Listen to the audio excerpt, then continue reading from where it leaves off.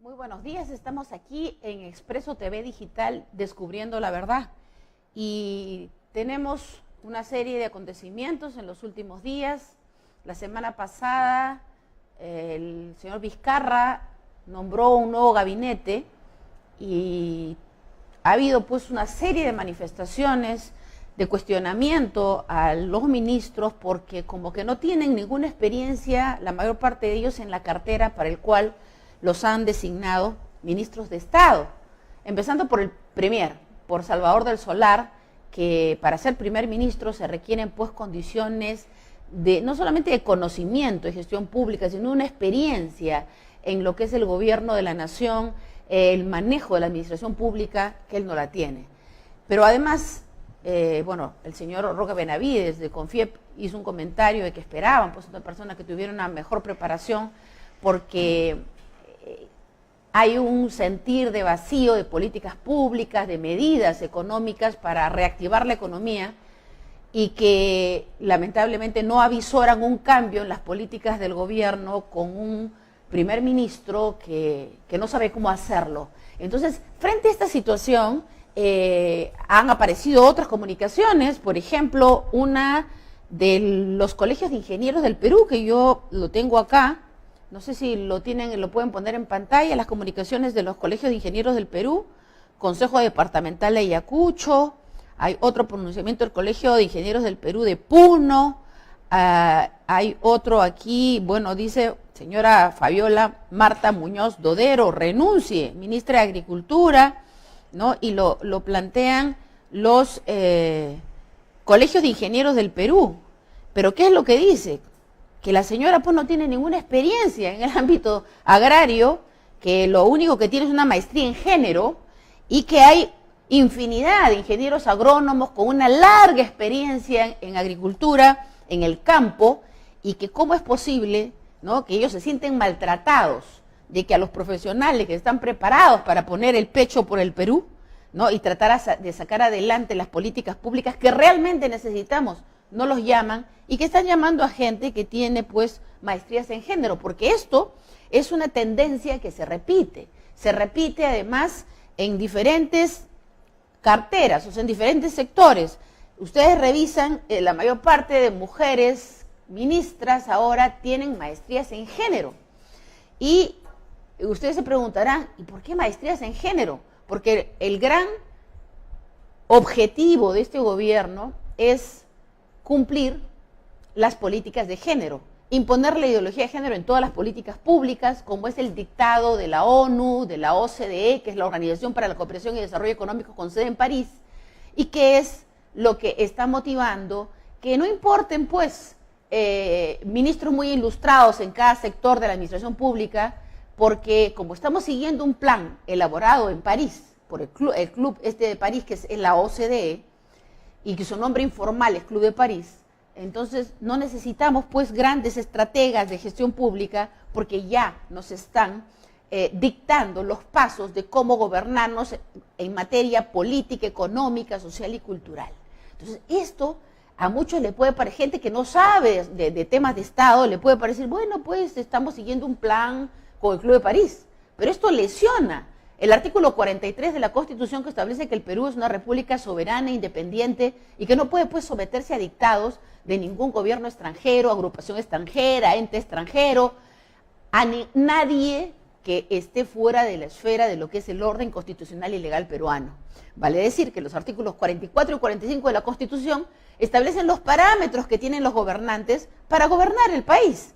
¿Y cuáles son? La Constitución y las leyes. Y los tratados internacionales, por supuesto, de derechos humanos que el Perú ha suscrito, y otros tratados. Pero este tratado, por ejemplo, el Pacto Internacional de Derechos Civiles y Políticos, en su artículo primero, miren la importancia que le otorga el Pacto de Derechos Civiles y Políticos a este artículo primero. ¿Cuál es? El derecho de los pueblos a determinar su organización política, económica, social y cultural. Entonces, nosotros decidimos. La nación decide. Nadie puede, un ente extranjero, un gobierno extranjero, una nación extranjera no puede venir a dictarnos a nosotros cómo gobernarnos. Y sin embargo, hemos tenido gobiernos que sutilmente se han estado sometiendo a los dictados internacionales, pero ya en este gobierno de Kuczynski y Vizcarra la cosa es clamorosa, porque el señor Kuczynski pues está ligado desde 1992 al grupo de poder económico internacional que está detrás de todo esto, de imponernos un gobierno extranjero que le han titulado gobierno mundial, que pretende establecer un nuevo orden mundial, con nuevos principios y valores que en realidad son antiprincipios y antivalores, con nuevos derechos humanos que tienen una base que son los derechos sexuales y reproductivos, y cuando la base de todo esto es ir en contra de los verdaderos derechos humanos ya reconocidos, quebrar la estructura moral de las naciones y dominarlas política, económica, social y culturalmente, y por supuesto el objetivo ulterior es que estos señores sean, que ya son los hombres más ricos del mundo, sean ahora los dueños de las naciones, cosa que constituye delito de traición a la patria en el caso de nuestro gobierno, de coludirse con este sistema de poder para someter a nuestra nación a sus intereses. Eso es el artículo 325 del Código Penal. Y bueno, estamos viendo que por esto se explica la preocupación tan grande que tienen en imponernos la ideología de género en la educación nacional. Y vamos a ver, no sé si tienen acá los chicos de producción, a ver si tienen el libro del Minedu de tercero de secundaria para que veamos por qué es que quieren imponer la ideología de género en la educación. Porque esto no es creación del señor Vizcarra ni del Minedu, es una imposición. Ya tenemos ahí, ven un dedito que está señalando ahí, ¿qué es lo que dice el dedito? Este es el libro de tercero de secundaria. Y dice, conducta sexual. En el mundo en el que se actúa, la forma de relacionarse es la forma en que se hacen las cosas, se trata a los demás, se resuelve la vida diaria, se decide sobre cualquier asunto, se define como la búsqueda y expresión de conductas y de contactos físicos. Además, implica, bueno, dice una serie de referencias y fantasías. O sea, ¿sabes qué cosa? Nunca he visto yo una definición tan, digamos, contraria a la realidad que esta definición de conducta sexual. Pero más abajo, además de dejar a los chicos en el limbo esta definición, les ponen un link de internet para que busquen, y ahí dice HTTP y unos numeritos que ustedes pueden ver en la pantalla. Muy bien, nosotros pues hemos entrado a ese link, ¿no es cierto? ¿Y qué hemos encontrado? Hemos encontrado la siguiente página. ¿Pueden poner la siguiente página? Que les enseña a los niños que antes pues el coito se entendía como una cuestión heterosexual, ¿no? Pero que estaba vinculado a temas religiosos, o sea, como que es una cosa pues obsoleta.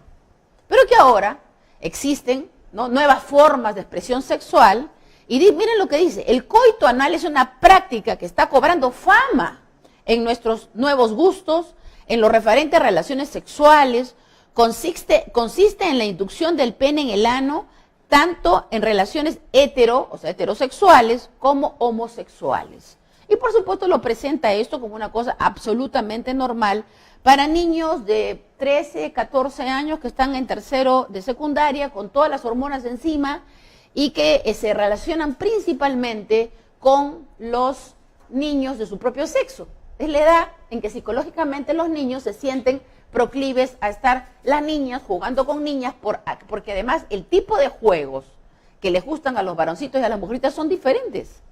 Que haya por ahí un niño que quiere jugar con las chicas no es normal, o sea, digamos que no es usual. Y al revés, que una niña quiera jugar fútbol no es usual, pero pasa. El tema es que por lo general están ellos agrupados en sus grupos del mismo sexo. Y les dicen que pueden enamorarse entre ellos, porque directamente en un colegio de acá de San Borja, González Prada, ¿no es cierto?, han ido chicos de estas ONGs de la perversión y la muerte que están metiendo ideas contrarias a la realidad científica, a la naturaleza del ser humano en los niños. Les han dicho a niños de tercero de primaria, y eso lo ha constatado la propia mamá, que es presidenta de la Asociación de Padres de Familia, de que fue al salón y efectivamente encontró que estos chicos, porque alguien del colegio le pasó la voz y encontró que estos chicos, que eran de la Católica, se identificaron como alumnos de la Católica, estaban presentando toda una serie de enseñanzas sobre ideología de género. Entonces la señora llamó a su hijita de ese grado y le preguntó, ¿qué cosas les han estado enseñando? que nosotros nos podemos enamorar entre mis amiguitos, entre ellos, y por ejemplo que yo me puedo enamorar de mi amiguita. Entonces, si a ustedes esto les parece normal, yo creo que hay un serio problema de evaluación, no por un tema de religiosidad, es por un tema de cordura, de lo que es bueno, sano, digno, justo y noble para niños, ¿no es cierto?, de esa edad y de cualquier edad. El tema es que eso se está promoviendo en la escuela y se está permitiendo que los niños sean manipulados para tener disforia de género. ¿Y qué está provocando la disforia de género? Que los niños practiquen relaciones sexuales homosexuales. Y esto además, con el agravante de que está demostrado por informes de ONU Salud, de ONU SIDA y de Defensoría del Pueblo, el informe de Defensoría del Pueblo sobre grupos de riesgo respecto al SIDA, ¿no es cierto?, es que los grupos LGTB son grupos de riesgo para VIH, SIDA y otras enfermedades de transmisión sexual. Eso es lo que quieren para los niños peruanos, aparte de afectarles, obviamente, su formación integral, psíquica, mental, física, pero eso es lo que están haciendo con los niños. Y curiosamente aparece el día de hoy en Expreso esta portada, la ministra investigada por un caso de corrupción, la señora Flor Pablo, le han puesto una foto, que no le debe haber hecho mucha simpatía, pero no sé de dónde han sacado esa foto, pero esta señora Flor Pablo está ahora, digamos, en el núcleo duro de la promoción de la ideología de género. Y me parece poco serio de parte de este gobierno que si esta señora tiene cuestionamientos por un caso de corrupción que ha meritado una denuncia penal ante el Ministerio Público por el propio Ministerio de Educación, que se la haya nombrado ministra, no corresponde, pues, no corresponde. En una empresa privada, cuando usted está postulando un trabajo y usted siquiera tiene una demanda de alimentos, no lo aceptan, menos si tiene una denuncia penal. Y ahora las empresas buscan toda esa información y tienen la información a la mano y no lo contratan, ¿no? Ahora en el sector público, con mayor razón, pues, ¿cómo contratan a una persona que está siendo denunciada penalmente o procesada penalmente por el propio a instancia del propio procurador del Ministerio de Educación? Son cosas que no se pueden aceptar y nosotros entonces tenemos en el frente un nuevo gabinete que va a estar manejando, como quiere este gobierno, en piloto automático, porque como no tiene nada nuevo que hacer, no tiene medidas que inventar, ni cambios de gobierno que hacer, porque estamos ejecutando el plan de gobierno del Club de París, ¿no?, en una franca transgresión a todos los derechos constitucionales de todos los peruanos y además en un clamoroso concierto delictivo de traición a la patria por parte de ese gobierno y en el caso de la afectación de los niños, delito de genocidio, que es lo que el día de hoy levanto en mi columna en el Diario Expreso, que los invito a leer. A continuación tenemos al arquitecto Miguel Guerrero. Él está como un luchador contra la corrupción de las construcciones, obras públicas, y que el día de hoy trae información fresca, documentada, con estadísticas, de cuán grave es toda esta corrupción. Nosotros a veces simplemente renegamos, ¿no?, cuando llegamos al peaje y tenemos que pagar. ¿Cómo? De 3 soles, ahora estamos en 5.70. ¿Y por qué tenemos que pagar? O sea, los peruanos en este momento estamos pagando, yo digo, en cualquier momento nos cobran por respirar. Porque si usted contabiliza todo lo que nos cobran, nosotros nos hemos creído que así es, así debe ser, pues, ¿no? Si el Estado lo impone, así debe ser. Pero así no debe ser. Yo he estado en diversos países donde uno no tiene por qué pagar por transitar por las carreteras. Uno ya paga impuestos y nosotros los peruanos, aunque no seamos, digamos, personas que pagamos renta de cuarta o quinta categoría, lo que sí hacemos es pagar impuestos desde cuando compramos una bolsa de pan o compramos un Inca Kola o compramos cualquier cosa, estamos pagando impuestos. Entonces aquí nadie puede decir, no, tú no pagas impuestos, todos pagamos impuestos. Y ahora este gobierno quiere plantear, bajo la imposición de la aplicación, ha entrado en vigencia la ley de elusión tributaria, va a afectar a los más pobres, a los que menos ganan, a la población que en este momento está tratando de sobrevivir. Para evitar eso, entonces hemos estado aquí esta mañana y con la propuesta de descubrir la verdad e impedir el abuso del poder. Vamos a continuación a recibir con nosotros al arquitecto Miguel Guerrero.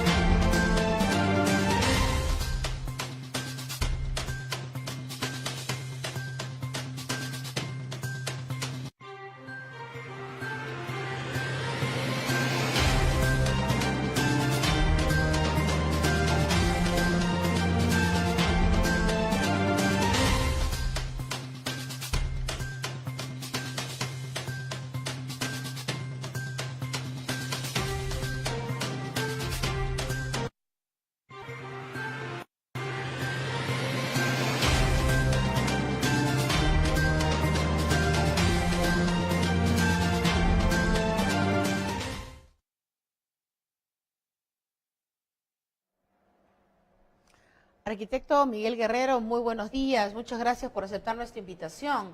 Yo estoy siguiendo todo su trabajo y también del Colegio de Arquitectos. Yo felicito al Colegio de Arquitectos porque se han puesto la camiseta, han formado una comisión que está fiscalizando, digamos, es un observatorio técnico del Colegio de Arquitectos que está observando todas las obras públicas y eso me parece encomiable. Yo quisiera que el Colegio de Abogados de Lima, en lugar de estar haciendo politiquería, también hicieron una cosa parecida para fiscalizar los actos públicos, la legitimidad constitucional y legal de los actos públicos, no solamente de la Administración de Justicia, que también debería hacerlo, ¿no? Pero fundamentalmente la legitimidad de los actos públicos, porque por ejemplo con este tema del referéndum del señor Vizcarra, el Colegio de Abogados guardó silencio, ¿no? En algún momento creo que por ahí vi una nota de la decana, la doctora Portocarrero, que salió a hacer, bueno, un comentario de preocupación, pero no hubo un pronunciamiento, como antes había, que el Colegio de Abogados hacía pronunciamientos. Así que los felicito.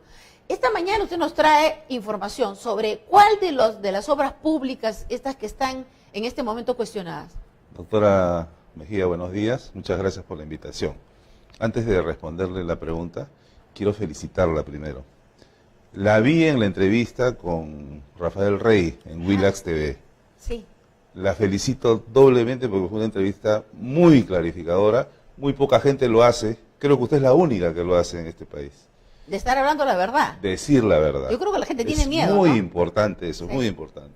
Y hoy día he leído su artículo en Expreso y me identifico con el artículo yo desde el año 2005. Yo tengo un archivo de denuncias a la fiscal presentadas a la Fiscalía de la Nación respecto de una asociación ilícita que conformarían todos los políticos para extraer los recursos del Estado.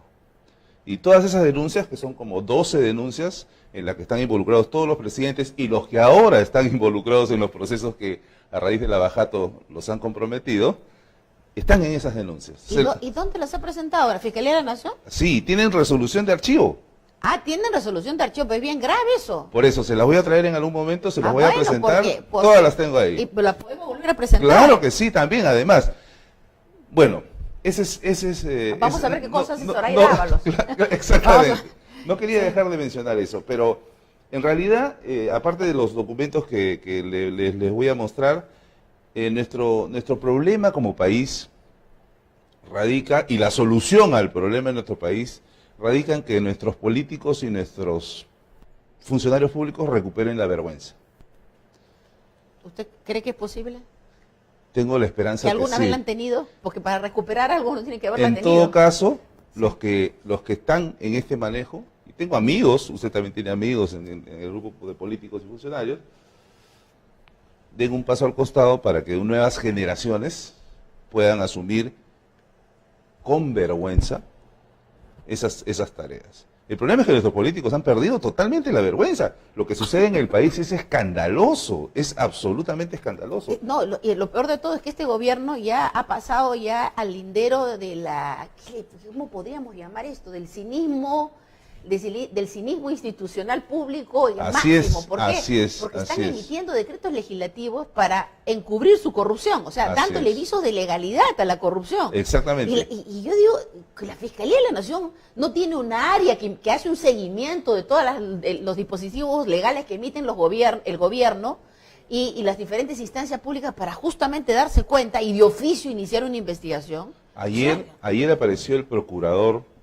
público en una emisora y manifestó de que en su manejo existen sobrecostos legales en las obras que están investigando. Entonces, a mí me ha llamado muchísimo la atención, o sea, es una justificación a la ilegalidad. Hoy día lo escucho al presidente Vizcarra dándole garantías a OAS. OAS es una empresa corrupta que está reconociendo que ha cometido delito. Pero hay una cosa, arquitecto, que de repente la gente no sabe, ¿no? George Soros, que está detrás de la imposición de este gobierno extranjero a Perú y a todas las naciones que se dejan porque tienen gobiernos corruptos como el nuestro, ha comprado acciones de Graña y Montero.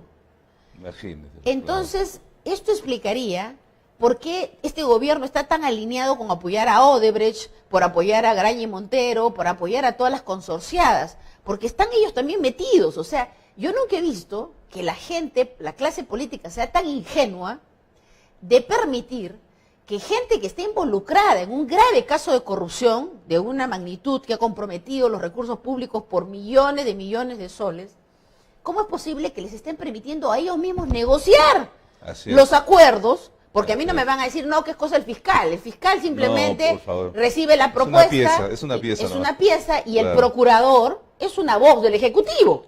El procurador es una voz del Ejecutivo. Entonces pisemos tierra. Entonces, ese procurador, ¿acaso dice, él decide por sí, para sí que sean 610 millones? No, esa es cosa del gobierno que le ha dicho. Y por supuesto, el penoso papel del ministro de Justicia, ¿no?, que se va a ir a la cárcel junto con Vizcarra porque está prestándose a esto. Y ese procurador también va a seguir los mismos pasos. O sea, yo no sé si la gente no tiene capacidad de observación o no tiene memoria, pero cuando yo recuerdo haber peleado contra la dictadura de Fujimori y Montesinos, como estoy peleando contra esta dictadura, y en ese tiempo la gente se sentía omnímoda, o sea, que podía hacer lo que ellos querían, ¿no?, omnipotentes, y que nada les iba a pasar. El poder no solamente corrompe, sino que el poder te engaña y te hace creer que tú eres un dios. Entonces que tú puedes hacer lo que quieres y que no te va a pasar nada. Entonces, el tema es que en este momento ellos creen que esto va a ser para siempre y que no les va a pasar nada, ¿no? Continúe, arquitecto, que lo interrumpí. No, lo que pasa es que porque ese dato de Soros es bien importante. Sí, importantísimo. Así como los políticos y funcionarios públicos tienen que recuperar la vergüenza, nosotros tenemos que recuperar nuestra capacidad de indignación. Para nosotros todo es normal. No, bueno, no para todos, no para todos. Por lo pronto usted se indigna y por eso está metiéndose en esto. Claro que sí, claro. Hay gente que me hicieron una entrevista de la revista Hildebrand, no sé si hoy día salió la nota, pues, ¿y a usted quién le paga por hacer esto? ¿Qué? Le dije así, nadie nos paga. O sea, todos los que estamos peleando en esto, estamos gastando nuestro dinero en defender la integridad de la patria, la integridad de los niños. Y es lo que la gente, ¿cómo? No puede entender. Y este tipo de espacios, como el suyo y como algunos otros, están creando en gente que sí tiene capacidad de indignación una tendencia. Y creo que vamos a poder lograr algo en muy corto tiempo. Yo creo que esta dictadura va a caer. Sí, de hecho. Pero no solamente acá, va a caer en todo el mundo. También, o sea, porque claro, ya el hecho que Rusia, ¿no es cierto?, Estados Unidos, Polonia, Croacia, varios otros países cercanos a ellos, Australia y Brasil estén diciendo, no, me salgo de esto, incluso que quieran renunciar a la ONU, porque la ONU se ha convertido en el ente político que manipula todo esto, y que yo, la verdad que yo no sé, pienso que los que nos están gobernando son sumamente ignorantes en cuestiones de Estado, y que los de Relaciones Exteriores no están cumpliendo su misión. ¿Por qué razón? Porque ningún organismo internacional nos puede imponer nada. Dicen, ya la ONU ha dicho, ya la OMS ha dicho, ¿y cuál es el problema? Que digan todo lo que quieran, pero no nos pueden imponer, somos una nación soberana. Sí. Arquitecto, ¿qué hacemos? Dígame, usted nos ha traído acá un caso de grave corrupción. ¿Tenemos las vistas? Sí, sobre lo del Ministerio de Transportes hay una tabla. ¿Podemos ver? Es una tabla en la que, exactamente, ahí usted puede ver la relación... Creo que yo lo tengo por acá porque de acá no veo. Sí, de la relación de carreteras contratadas por el Ministerio de Transportes. O sea, hace algún tiempo yo solicité esta información y el Ministerio de Transportes me la proporcionó, me dio un cuadro de esta naturaleza. O sea, todas las carreteras que Transportes ha hecho, contratado. Acá estaban desde el año 1993 hasta el año 2007. ¿Pero qué me permite esto? Esto me permite, en la siguiente lámina donde está el gráfico con la circunferencia. ¿Con una circunferencia? ¿Cuál es? El siguiente, ahí, exactamente. En ese gráfico usted puede ver... Ahí está. Que, por ejemplo, de ese listado, la carretera Chiclayo-Chongoyape, haciendo los cálculos, ha costado $116.000 el kilómetro. Eso fue en el año 2006. La carretera Moquegua-Omate, que es el mismo tipo de geografía, en el año 2017 ya costó $1 millón el kilómetro. El kilómetro, $1 millón, está totalmente sobrevaluado. Cuando el 2006 costaba 116, pero el incremento de costos de estas carreteras de similares características en este plazo ha sido de 818%. Sin embargo, la inflación ha crecido en ese periodo 57% y el índice de precios al consumidor 35%. Entonces, En este tema, desde el año 2001 hasta el año 2017, habrían 34.744 millones de soles de sobreprecios en el Ministerio de Transporte. Que nos han robado. Y que nos siguen robando. Increíble, Esto sigue ¿no? sucediendo. Y la SUNAT cierra tienditas en Loreto que son una Exactamente. casita de cartones. Y para que esto suceda, como usted lo está mencionando en este momento, tienen que haber documentos falsos en facturaciones. Porque la sobrevaloración no se puede facturar. ¿Y bajo qué gobierno se ha hecho todo eso? Desde el 2001 hasta el 2017. Comenzando desde ¿Por Toledo? desde Fujimori Sí. hasta ahora. El presidente de la República habla de lucha contra la corrupción. Esto de acá se trae abajo su teoría. Acabo de solicitar al Ministerio de Transportes que me actualice ese cuadro y me lo han negado. O sea, no quieren transparentar. Ese es el otro problema. O sea, desean pero el Colegio de mantener Arquitectos ciego. le puede meter un habeas data al Ministerio No, de sí, Transporte. claro que sí. Pero el tema es que tenemos que seguir empujando. Por ejemplo, Pero es gravísimo esto, ¿ah? el ingeniero Vizcarra dijo... Y encima se hacen huecos, porque lo peor de todo es que si cuestan tan caro, caracho, deberían ser de titanio las carreteras, Claro, ¿no? claro. Entonces no le pasa nada. No hay el menor aporte de modernidad a nuestras carreteras. No, o sea, a eso voy. O sea, Ningún aporte de dicen que modernidad. cuestan tanto las carreteras, Claro. ¿no es cierto? ¿Cómo es posible que a los meses ya empiecen a tener huecos? Eso Claro, es lo que, claro. esto es no solamente que nos roban en el precio, sino que también nos estafan respecto a las propias condiciones técnicas de las carreteras. Así es, de los proyectos. El presidente de la República habló a fines del año pasado, a fines del año pasado, habló sobre el Club de Carreteras. Y dijo de que ya las carreteras ya no salían al 108%, sino ahora salían al 90%. No sé por qué, él es ingeniero civil.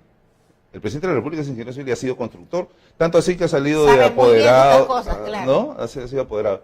Entonces, Apoderado de Graña y Montero. Claro, o sea, él solo se ha evidenciado de que algo ha tenido que conocer de toda esta situación. No, está metido Y en el él, tema. por eso, y él está hablando de lucha anticorrupción, lo cual no tiene ningún asidero. Por ejemplo, en todos los sectores. Creo que hay notizado a los congresistas, porque hay tanto elemento para destituirlo este señor. En principio, por esto vacancia moral, pero por incapacidad moral. Pero en el tema de todo lo que está haciendo, de aprobar decretos legislativos y todas las políticas públicas que nos dicta un gobierno extranjero, eso es delito de traición a la patria. Pues no pueden decir acá, no, es que hay compromisos. ¿Qué compromisos? O sea, el tema es que no puede haber, si alguien hizo un compromiso antes de este gobierno, que ellos se sienten obligados a cumplir, yo lo denuncio el convenio, denuncio el tratado, pero no me sujeto, pues, a los dictados de un gobierno extranjero, señor Vizcarra, señor Kuczynski, no nos engañen. Ustedes engañan a la población que no tiene conocimiento de lo que es el orden constitucional, pero no nos engañan a nosotros. En el tren eléctrico, por ejemplo, en la línea 1 del tren eléctrico, sí. Hay un sobreprecio que nosotros hemos estimado, que es de... ¿Cuál es el cuadro ese? El cuadro que tiene el dibujo celeste, ese. Mire, el tren eléctrico todo el mundo conoce, son columnas y una viga donde circula el tren. Nosotros, para hacer un precio comparativo simple y aritmético, hemos calculado como en toda la línea punteada, como si fuera todo eso un sólido de concreto, por toda la distancia. Y con ese sólido de concreto por toda la distancia, todavía queda un sobreprecio de 506 millones de dólares. ¡Qué barbaridad! Yo me pregunto, ¿no hay nadie que lo pueda evidenciar? Nosotros lo estamos evidenciando siempre que nos presentamos, pero todo el mundo cierra los ojos. Arquitecto, explíqueme bien, porque yo soy una ciudadana de a pie que tiene, cuando coge, por ejemplo, la línea amarilla, tiene que pagar 2 peajes. No pago el peaje para llegar a la entradita, ¿no es cierto?, esta línea amarilla, que claro, sí, te comunica rápido, por ejemplo, entre San Borja sales rápido hasta el Callao, pero ¿por qué tengo que pagar 2 peajes? Claro. O sea, pago un peaje en la salida esta de evitamiento, y más allácito, cuando tengo que entrar a la famosa línea amarilla, pago también otro peaje que es de 5.70. 5.70 y 5.70 son 11 soles 40, solamente a la ida. Y para el regreso, igualito. 11 soles 40. O sea que tienes que gastarte 23 soles 80. Así es. O sea, así es. No, 11.40 y 11.40 son 22.80. 22.80. Y entonces, y esos 22.80, ¿qué persona tiene pues fuera de su presupuesto todos los días solamente para pasar? Ahora explícame, de esos 5.70 que se paga, ¿cuánto va para la empresa esta, para la concesionaria, y cuánto va para el municipio? El 93% de eso es para la concesión. Ah, o sea que encima de todo lo que nos han cobrado, encima les tenemos que seguir pagando y pagando el resto de la vida. ¿Por cuánto tiempo? 30 años más. Por 30 años. O sea, hasta el año 2049 en el caso de Línea Amarilla y hasta el año 2043 en el caso bueno, de... yo diría que, ¿sabes qué cosa? Yo ampliaría el tipo penal de delito de traición a la patria a actos como Correcto, este. correcto. Esto ya no es un caso de corrupción. Correcto. Porque un caso de corrupción es ya hicieron un acuerdo, recibieron plata bajo la mesa, pero por lo menos el acuerdo no lesiona a nadie. Pero un contrato que lesiona a toda la población peruana, ¿no es cierto?, por 30 años, eso es delito de traición a la patria. Pero por supuesto, y los números que voy a exponerles ahora son escandalosos. Porque somos nosotros los que estamos pagando esto. Escandalosos. Hasta hoy día, Rutas de Lima ha cobrado de peajes 1.049 millones de soles. 1.049 millones de soles de peajes ya cobrados. Y yo le he contribuido bastante. Así es, yo así es, bastante. así es. O sea, Y Línea Amarilla ha cobrado 1.424 millones de soles. Y tiene poco tiempo funcionando esto. Así es. ¿Y cuánto les queda por cobrar a ellos? En el caso de Rutas de Lima, les queda por cobrar hasta la finalización de su contrato 67.000 millones de soles. Y a Línea Amarilla, 21.000 millones de soles. Pero eso es considerando el peaje que se mantenga en 5.70. Así es, pero si va a seguir ellos subiendo, lo van a seguir subiendo. Y hay un aforo vehicular que va aumentando año a año. Entonces, claro, este es estático hoy día. Así es. Estático hoy día. Pero entonces, la pregunta es esta. O sea, así está el status quo. Yo no entiendo cómo Señor no hay un Muñoz, fiscal que abra una investigación de al oficio. señor Muñoz, le digo, yo lo llamo al señor Muñoz. Esto de acá, le conviene al señor Muñoz recuperarlo. Claro. Con esto la municipalidad sería la mejor gestión en la historia municipal del país. Pero además, lo invito. Acá hay un tema, arquitecto. Acá les voy a hacer una asesoría, yo el Colegio de Arquitectos en público. Esto, ¿no es cierto?, ya se ha detectado que es fruto de un pacto de corrupción. Así es. ¿No es cierto? El tema de OAS está clarísimo. Así es. También la gente de Odebrecht que ha participado. Y entonces, lo que a mí me queda claro es que si hay un acuerdo donde ha mediado corrupción, en donde hay objeto ilícito, es nulo de pleno derecho. Así es. Es nulo el contrato de pleno derecho. Entonces no tiene ni siquiera que resolver, es simplemente que planteas declarar la nulidad, claro. Cierras el tema, acá no se aplican nulidades, porque las nulidades, las penalidades que contiene un contrato, si el contrato es nulo de pleno derecho, efecto, claro. No se aplica. Claro, exactamente. Porque, por ejemplo, en este tema de Kunturguasi y de Chinchero, ¿no?, los abogados estos, que también hay que meterlos a la cárcel, los abogados que están asesorando al Estado, dicen que hay que pagarle una penalidad a Kunturguasi. Cuando hay un caso clamoroso de corrupción, ahí no hay que pagarle un centavo, ahí hay que plantear la nulidad del contrato. Así es. ¿No es cierto? No se aplica ninguna penalidad. Y señores, se los mete a la cárcel como corresponde. Y quienes tienen que indemnizarnos son ellos. No que encima nos han metido una demanda en un tribunal internacional para que le paguemos, no sé qué cantidad, 2.000 millones de dólares. Sí. O sea, ¿de qué estamos hablando? O sea, de que en este momento los abogados, ¿no?, pues tanto hablan de los delincuentes de cuello blanco, y esta banda de abogados que son los que asesoran a estas empresas, que asesoran al Estado, y curiosamente ahí hay una tremenda puerta giratoria, en que un ratito están de abogados de la empresa y después están de abogados del Estado, y al revés, están de abogados del Estado y se pasan de abogados de las empresas. Y nadie investiga esto, señora fiscal de la Nación. Yo la conozco, que usted es una mujer honesta, comprometida con la justicia, ¿no?, una mujer capaz. Y entonces, ¿qué pasa? Doctora Zoraida Ábalos. Entonces, y en este terreno, te digo, en el caso concreto de esto, Muñoz debería plantear la nulidad. Por supuesto. Por supuesto. Y debe de, o sea, anulando el contrato, inmediatamente las tarifas bajan a 4.50 inmediatamente. ¿Por qué? Porque ahorita se paga IGB dentro de esa tarifa.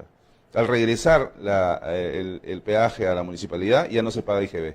Entonces, sin hacer más que anulando los contratos, ya se disminuye la tarifa. Y ahí hay que hacer una estructura de costos adecuada porque o sea, la estructura de peajes de Lima está hecha para favorecer a los concesionarios, si no, no tendrían esos montos que les hemos demostrado. Pero la lucha anticorrupción en el Perú no puede estar sostenida con contratos ley, que son estos dos contratos de peaje, son contratos ley.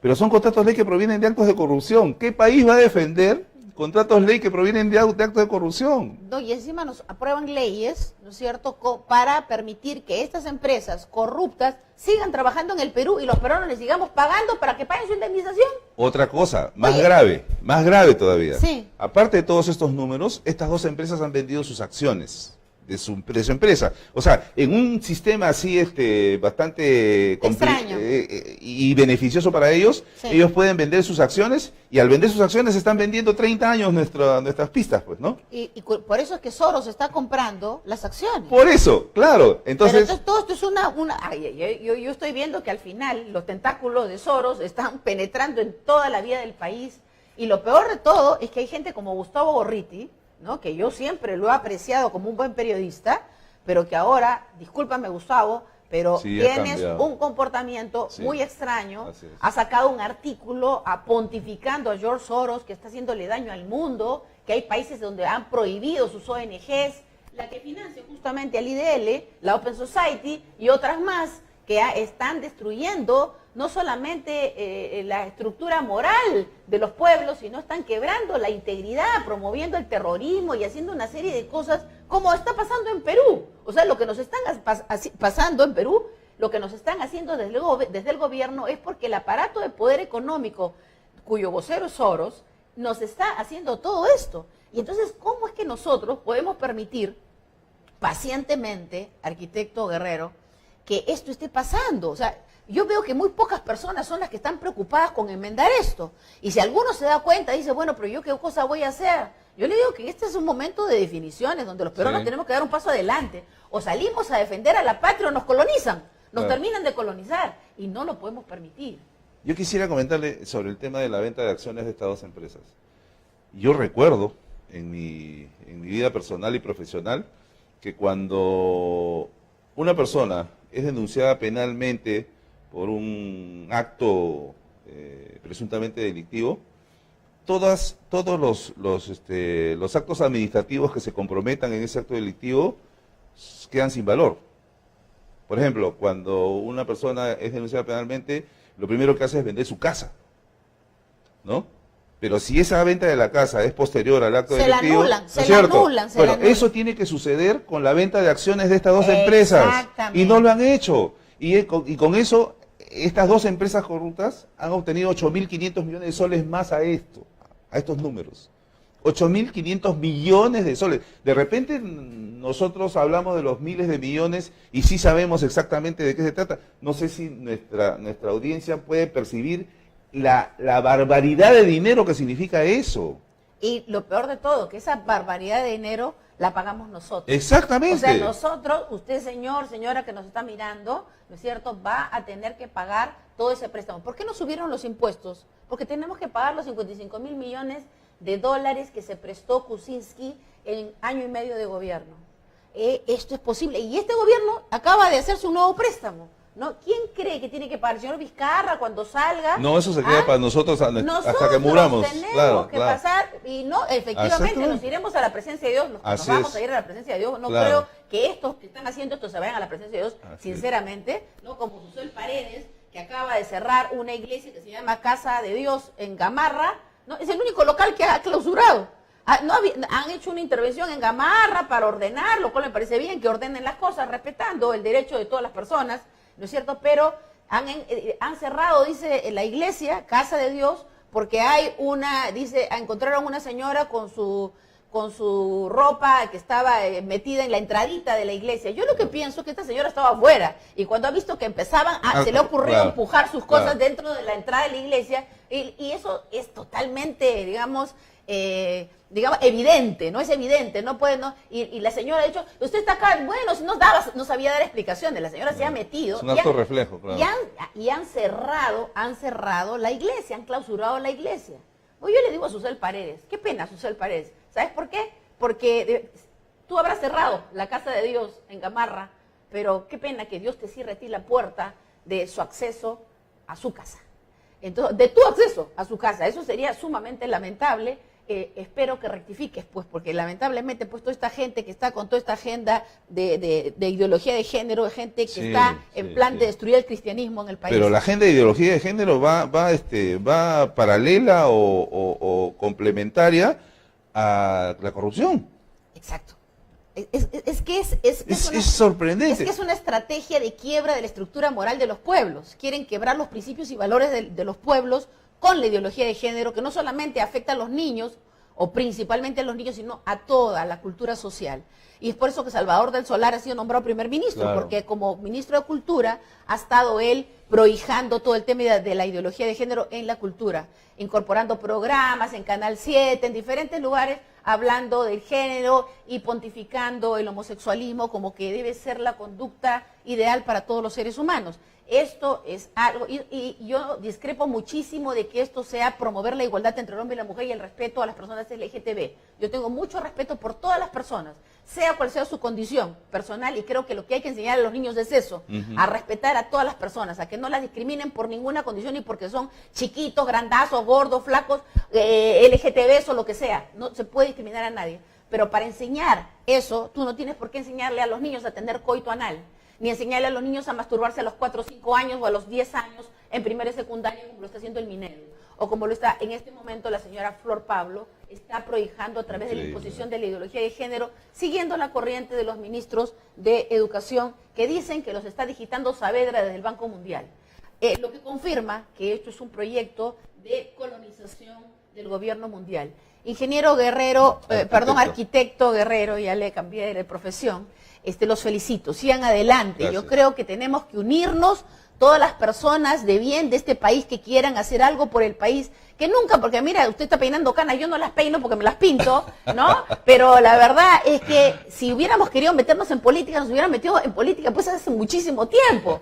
Pero creo que en este momento yo le invito, arquitecto Guerrero, a dar un paso al frente. Creo que tenemos que en este momento formar una coalición ciudadana, ¿no es cierto? Una alianza ciudadana para hacer una propuesta política a la nación. Exacto. Y no permitir que esta corrupción permanezca en el Perú. Yo les agradezco que nos hayan visto el día de hoy.